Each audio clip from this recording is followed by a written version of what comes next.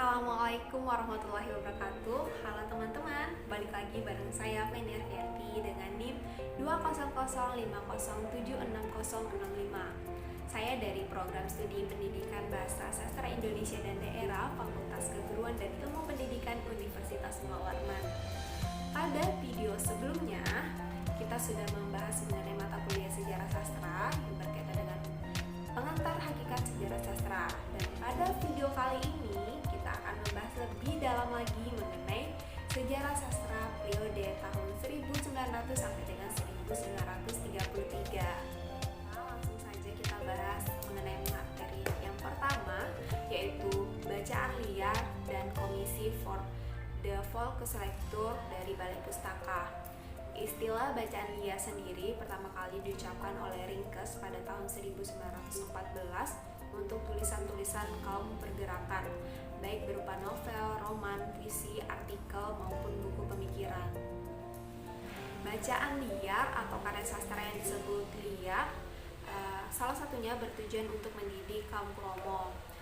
Rashid pada tahun 2005 kembali mempertegas demi menggelar rintangan-rintangan bagi pergerakan diperlukan bacaan-bacaan politik agar kaum kromo mengetahui, memahami, dan menyadari politik kekuasaan kolonial. Bacaan-bacaan yang dihasilkan oleh para pemimpin pergerakan di atas dapat dikategorikan sebagai bacaan politik. Bagi kaum pergerakan, bacaan merupakan alat penyampaian pesan dari orang-orang atau organisasi pergerakan kepada kaum kromo, dan pada dasarnya tujuan dari penerbitan didirikan adalah agar pesan-pesan tersebut dapat mengajak rakyat kaum kromo melawan penjajahan, menyebarkan dan mengajarkan sosialisme, menghapus hubungan-hubungan sosial lama yang telah usang yang tetap dipertahankan oleh kekuasaan kolonial seperti aturan sembah jongkok. Ketika pertemuan atasan dengan pejabat atau pembesar kolonial melawan dominasi penerbit barang cetak yang diproduksi oleh Balai Pustaka. Sejarah sastra modern di Indonesia diawali dengan berdirinya Komisi for the Volkslecture atau sering disebut dengan Balai Pustaka. Nama ini sudah bertahan hampir 100 tahun kalau dihitung dari berdirinya pada tahun 1917 yang merupakan pengukuhan dari Komisi untuk Sekolah Bumi Putra dan Bacaan Rakyat yang didirikan oleh pemerintahan kolonial Belanda pada tanggal 14 September tahun 1908. Pada masa Balai Pustaka ini banyak diterbitkan karya-karya sastra baik yang ditulis oleh orang Indonesia, Melayu, Jawa, Sunda, dan orang-orang peranakan Tionghoa maupun bangsa Eropa dan peranakan Eropa. Selain penerbit buku dalam bahasa Melayu Indonesia, Balai Pustaka juga menerbitkan buku-buku cerita rakyat dan roman terjemahan dalam bahasa dan huruf daerah. Selanjutnya adalah sajak-sajak Muhammad Yamin dan Rustan Effendi. Muhammad Yamin dilahirkan di Suwahlunto, Sumatera Barat pada tanggal 23 Agustus 1903 dan ia meninggal dunia pada tanggal 17 Oktober pada tahun 1962 di Jakarta. Di zaman penjajahan, Yamin termasuk segelintir orang yang beruntung karena dapat menikmati pendidikan menengah dan tinggi.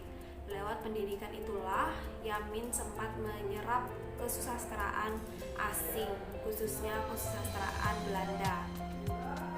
Dengan demikian dapat dikatakan bahwa tradisi sastra Belanda diserap Yamin sebagai seorang intelektual, sehingga ia tidak menyerap mentah-mentah apa yang didapatkannya. Dia menulis puisi dan lakon yang berlatar belakang sejarah, serta menerjemahkan sejumlah karya sastra. Dua buku puisinya masing-masing terdiri dari satu judul, yaitu Tanah Air pada tanggal 9 Desember tahun 1922 berupa manuskrip di Pusat Dokumentasi H.B. Jassin, dan Indonesia Tumpah Darahku pada tanggal 26 Oktober tahun 1928.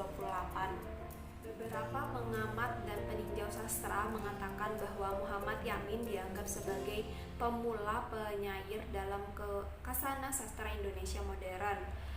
Setelah dewasa dan matang, dia terjun ke gelanggang politik dan tidak menciptakan karya sastra lagi karena ia ingin membantu memerdekakan negara Indonesia. Selanjutnya adalah Rustam Effendi. Rustam Effendi dilahirkan pada tanggal 13 Mei tahun 1903 di Padang, Sumatera Barat dan meninggal pada tanggal 24 Mei tahun 1979 di Jakarta. Pendidikannya adalah latihan perguruan di Bukit Tinggi dan Bandung. Dia bekerja menjadi guru, tapi tak lama kemudian terjun ke lapangan kebudayaan dan politik.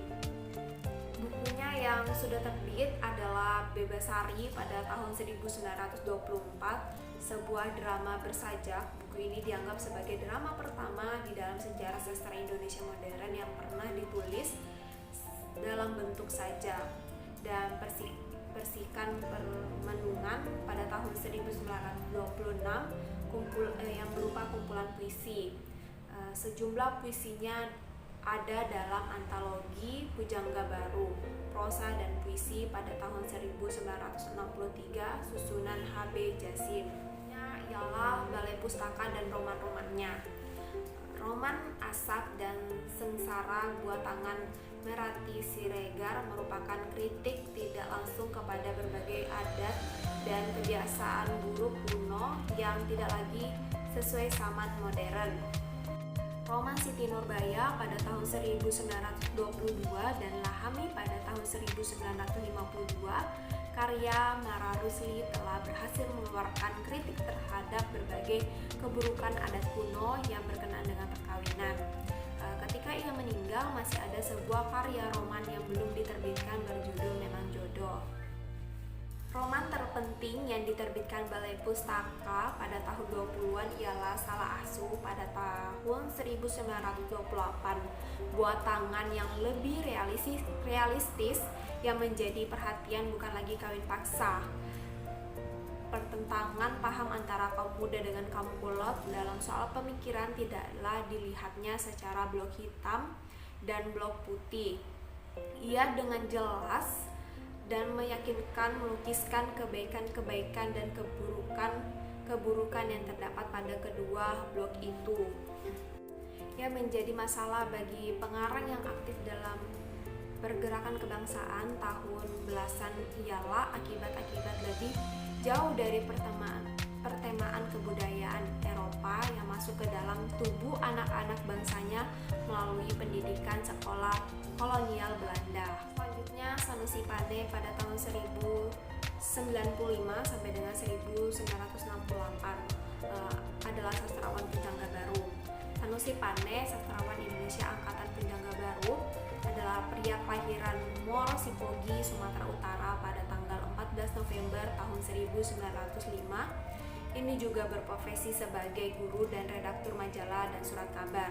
Ia juga aktif dalam dunia pergerakan politik, seorang nasionalis yang ikut menggagas berdirinya Jombataksbon. Karya-karyanya banyak diterbitkan pada tahun 1920 sampai dengan 1940-an.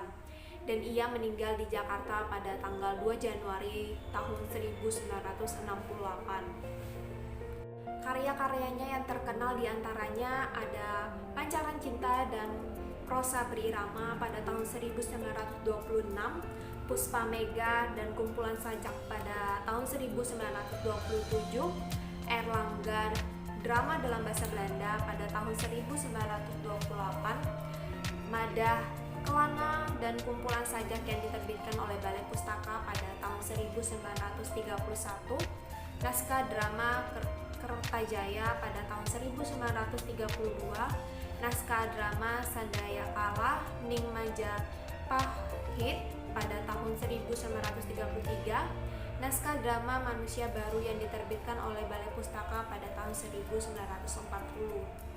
Selain itu, ia juga menerjemahkan dari bahasa Jawa kuno Kelawin, Empu, Kanwa, dan Arjun Wiwaha yang diterbitkan oleh Balai Pustaka pada tahun 1940.